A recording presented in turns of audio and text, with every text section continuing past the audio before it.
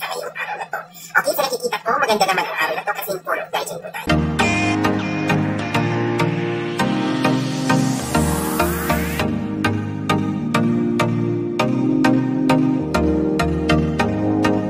Ayan mga karitual, no? Nandito tayo sa aming bahay. As you can see, dito tayo sa loob. So, ang ipapakita ko sa inyo or ang itatopic natin ngayon, kung paano sumpain or paano natin kukontrolin, no? Ang mga taong may galit or mga taong may mga hindi magandang layunin sa atin. Okay? So, ito ang gagawin natin, no? Magdasal tayo or ito ay gagamitin natin ritual, no, para sa mga taong may galit sa atin. Okay, kung may ano sila, may hindi magandang intention sa atin. Okay, ito lang gagawin natin para sila ay kukontrolin or something na bigyan sila ng matinding, no. Kung sila ay may galit natin, sila ay babaliktarin, no.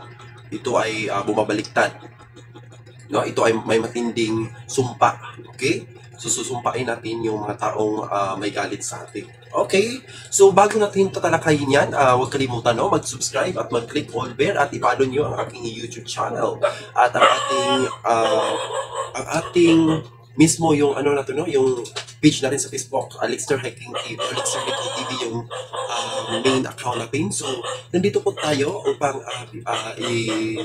okay, at nandito naman tayo sa ngayong hapon. Ang hula natin sa 1991. Okay, ang hula natin sa 1991 is tignan natin sa ating. Okay, ang hula natin sa 1991. Ito na po para sa iyo. Tignan natin ang iyong aligabay at gabay sa 1991.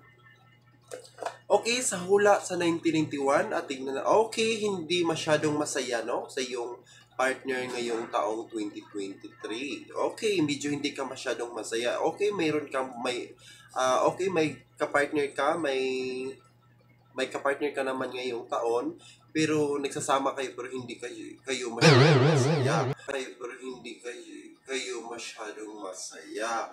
Okay, sa nakikita natin ito, mataas po yung oras mo or time sa iyong friend. At nakikita ko dito, kahit na nahimik ka, may mga taong galit at inggit sa iyo, mag-ingat-ingat ka.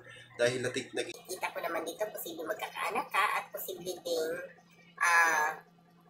ding magkaroon ka ng hindi magandang mangyayari sa buong buhay mo. Okay.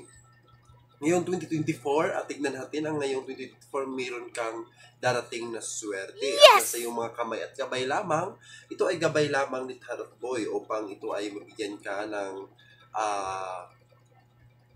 sagot, no, sa iyong matagal na gustong malaman. Okay, meron kang mga tinatago, no, something na ganon. Okay, mag-ingat-ingat ka, pero may darating namang tao na para sa iyo. Okay, may tao naman na darating sa iyo na bigyan ka ng halaga, no, sa iyong pagsasama. At ngayon is posible din na may swerte na darating sa iyo ngayong 2024. Okay.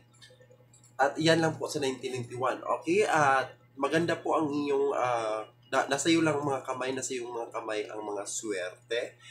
Posible din na darating yan ngayong 2024 at magbabago yan. Okay.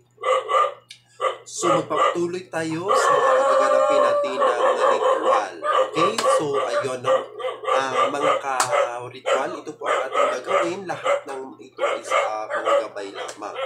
Okay, dapat po ay mag-ano ka, no? Dapat po ay mag-ingat-ingat ka kasi sa nakikita natin dito na posible kang bigyan ng isang anak. Okay, posible kang bigyan ng isang anak at maganda ito. At nakikita ko naman dito na posible ding may isang tao na darating sa iyo. Okay? So yan po ay may isang tao na darating sa iyo at magdadala ng gabay at swerte. Okay? Nasa iyong mga kamay naman ang swerte ito. Okay, ang tatalakayin or ang tatapik natin paano natin sumpain ang mga taong may galit sa atin. Okay, let's topic naman natin yun. Okay, so yan po ang main topic.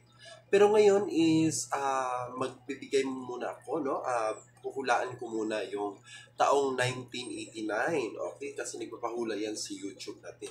Sa 1989, tingnan natin ang kanyang kapalaran at gabay sa 1989.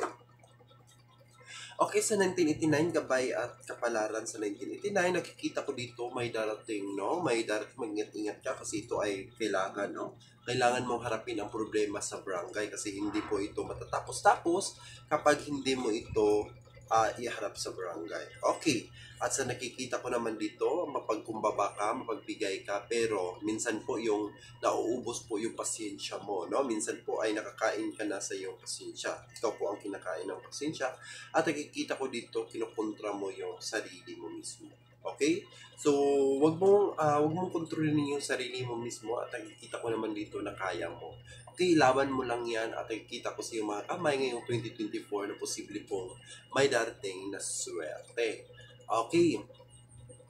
So, magpapatuloy po tayo, no? sa mga posibleng mangyayari. Okay.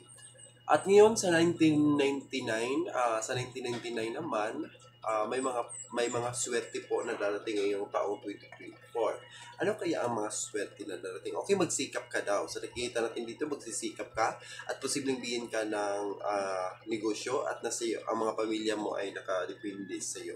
At nakikita ko dito, may mga obligasyon ka na dapat bayarin at posible din na may mga posibleng darating para sa iyo. Pero may mga tinatago ka minsan, no, na mga hindi maganda. Minsan po may mga tinatago ka na mga suliranin sa buhay mo. Pero ito ikaw lang nakakaalam kasi ayaw mong malaman sa ibang tao. Minsan po hindi ka nakakatulog o iniisip mo talaga, no, yung problema. Okay. So yan po ang ating mga nakikita at hula lamang dito po.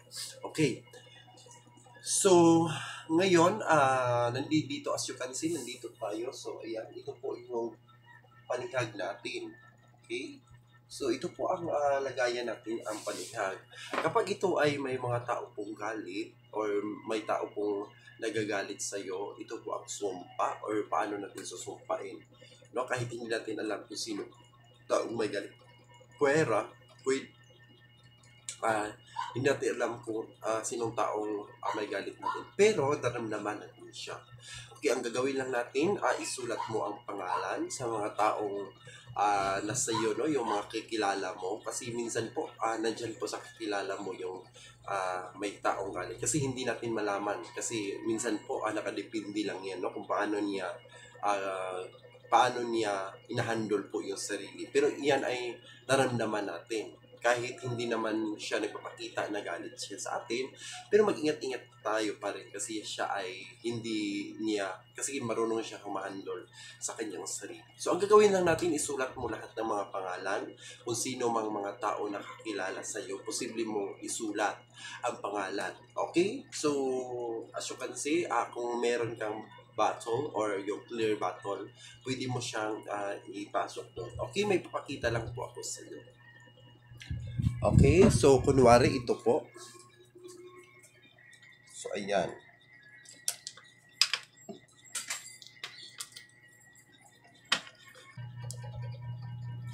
So as you can see, nandito po ito po yung battle.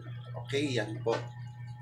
So ganito po ang gagawin ninyo, isulat mo yung pangalan, Lana or something na panipas. Ito po yung papaswerte at sumpong dito sa loob.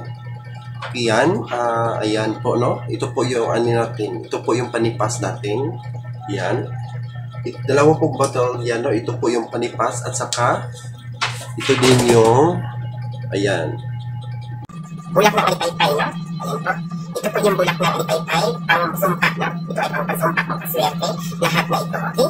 So, ito naman yung panipas. Ito yung mga pangalan or ito po yung ritual or Latin. So, nandito po, kunwari dito po ilagay yung pangalan ng tao. Ayan. So, at kasi kasi nandito, meron din akong, ayan po, bunga ng, ayan, bunga ng taguri. Ayan po, ito po yung mga bunga ng taguri. So, dito natin ilagay ang papaswerte at ang protection na sa mga taong may galit sa atin. So, ito po ang ginagawa natin. So, dito natin ilagay yung mga lana or something na panipas. Ito po yung papaswerte at sumpa na rin sa atin. Okay, or protection. Okay, so, ayun po ang ating gagawin. No? So, ilagay lang ninyo yung pangalan sa taong may galit or something na, kung alam mo yung taong may galit sa'yo, siyan mo, ilalagay mo yung pangalan sa kanya yung sa bakol. Pagkatapos, ilalagay mo dyan, i-ano mo siya, no? I-ano mo sa kanyang botelya. So, kunwari ito po. So, nakatakip po siya. So, ganito po ang ilagay mo doon. Kasi ito may landas. Ito po yung Latin. So, may sulat po din siya, pero may Latin sa loob. Kasi ano, may Latin yan. Ito ay landas. Ang ano po ito, iwas. Pagkatapos, ilagay mo yung bacteria, yung pangalan niya, ilagay mo ang pangalan sa bacteria. Pagkatapos, kapag merong namatay. So, ito ha. So, dapat po ay hipitan ninyo yung mga paniniwala ninyo. So, ito ay delikado mismo, no?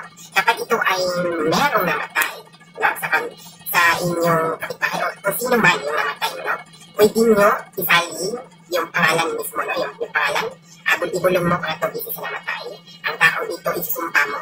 Okay? So, ibulong mo kung ano po ang sakit na ibibigay mo sa kanya. Okay? So, doon mo ilagay mismo sa kapag ito ay living na patay. Ihagis mo yung bacteria, no? Isama mo.